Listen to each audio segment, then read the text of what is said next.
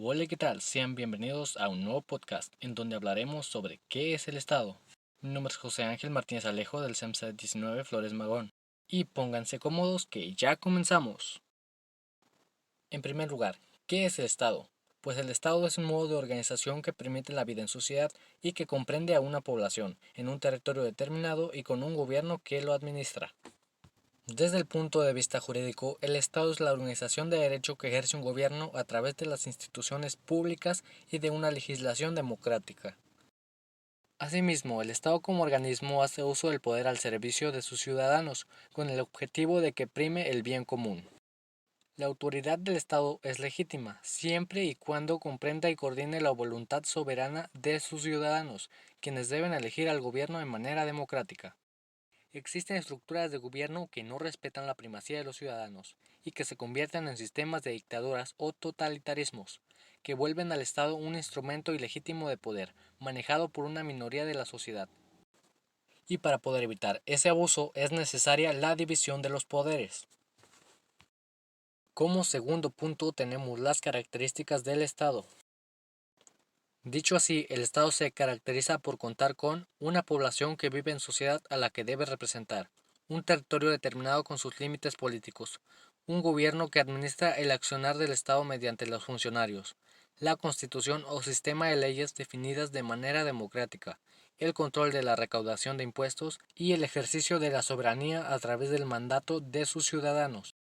En el caso de un Estado totalitario, el gobierno se impone al poder por la fuerza, el sistema de leyes es autoritario y el pueblo no goza de sus derechos, obligaciones y responsabilidades, ni de participar o intervenir en la elección de las autoridades.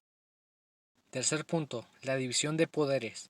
El concepto de que el poder del Estado debe estar dividido según su tipo de función fue planteado por Montesquieu, 1689-1755, un filósofo y jurista francés que formó parte del movimiento de la Ilustración. Montesquieu estableció la hipótesis de que todo hombre que tiene poder tiende a abusar de él. Por eso resulta necesario dividir el control del poder para garantizar la libertad de la sociedad, distribuyendo las funciones del Estado entre diferentes organismos conformados por personas diferentes. Montesquieu propuso que el organismo que crea las leyes no debe ser el encargado de aplicarlas. El organismo que se encarga de ejecutarlas no debe crearlas ni juzgar su aplicación, y el organismo encargado de juzgar no debe crear ni ejecutar las leyes. De esta manera surgieron los conceptos de legislación, de administración y de justicia, que determinaron la división del poder público del Estado en tres funciones principales: el poder legislativo, el poder ejecutivo y el poder judicial. Cuarto punto, las funciones del Estado. Las funciones principales del Estado son: la función legislativa, le es asignada al Congreso de la República y consiste en la creación, modificación o anulación de leyes. El Congreso además tiene como función controlar al Poder Ejecutivo. La función ejecutiva le es asignada a diversos organismos encargados de administrar el Estado y ejecutar las decisiones del Poder Legislativo. Responde a un presidente de la República, jefe de Estado o primer ministro, dependiendo del régimen de gobierno del país. La función judicial le es asignada a la Corte Suprema, que está dotada de autonomía para administrar la justicia y debe dictar fallos en base a la legislación establecida en el territorio. Quinto punto. Objetivos del Estado.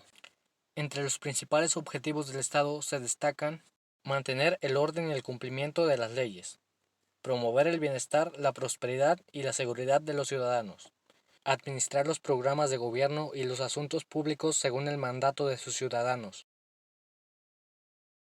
Sexto punto. Obligaciones del Estado democrático.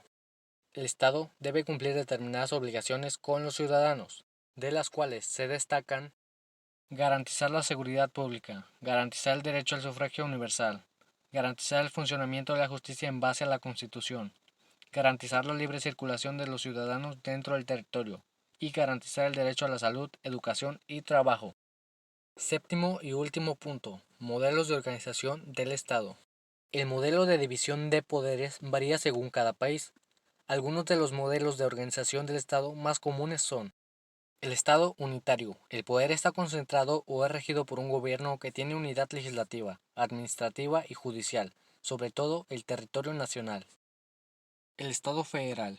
El poder está organizado a través de la alianza de diversos estados, que a pesar de mantener su autonomía, comparten un sistema de poder estatal para determinar funciones. Por ejemplo, los asuntos internacionales.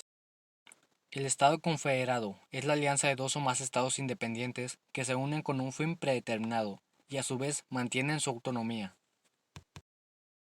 Y el Estado centralizado. El poder se ejerce desde un orden central único que concentra todas las funciones y atribuciones de la nación y en el que las autoridades locales suelen cumplir funciones administrativas. Algunos ejemplos de estados centralizados son Irán o el Vaticano. Y así hemos llegado al final del podcast, en el cual se describieron los detalles más importantes sobre el Estado. Y sin más que decir, los espero en otra sintonización.